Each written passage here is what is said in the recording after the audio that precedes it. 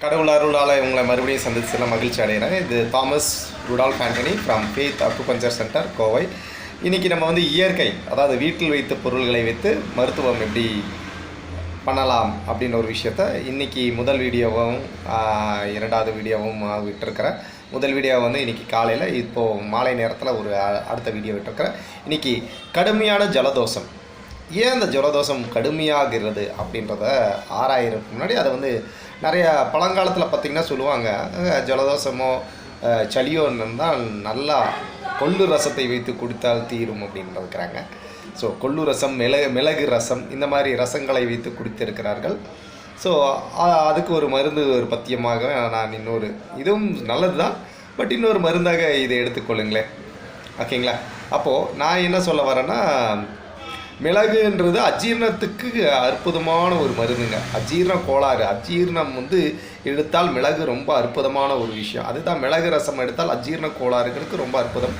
அது லைட்டாக இஞ்சியும் பூண்டும் தட்டி போடலாம், பட் மிளகும் இஞ்சியுமே ஒரு அற்புதமான ஒரு மருந்தாக இருக்கும்.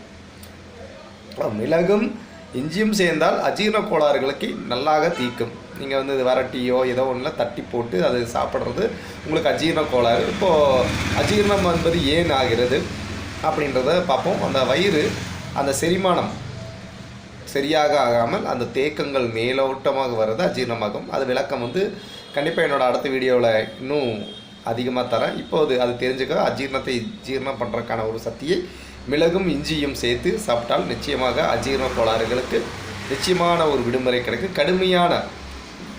கடுமையான ஜலதோஷத்துக்கு என்ன அப்படின்றத பார்க்கும்போது தேனும் எலுமிச்சை பழமும் சேர்த்து சாப்பிட்டால் போதுமானது. அதுவே உங்களுக்கு ஒரு நல்ல மருந்தாக மாறி உங்களுக்கு ஆரோக்கியமான வாழ்க்கை, அதாவது உங்களுக்கு கடுமையான ஜலதோஷத்துலேருந்து விடுபடுறதுக்கும் ஒரு மருந்து கிடைத்து விட்டது, அஜீரண கோளாறுக்கும் ஒரு மருந்து கிடைத்திருச்சு. ஸோ இரண்டுமே பயன்பட்டு உங்கள் பிரச்சனையை தீர்த்து பயனடையுமாறு கேட்டுக்கொள்கிறேன். நன்றி, வணக்கம்.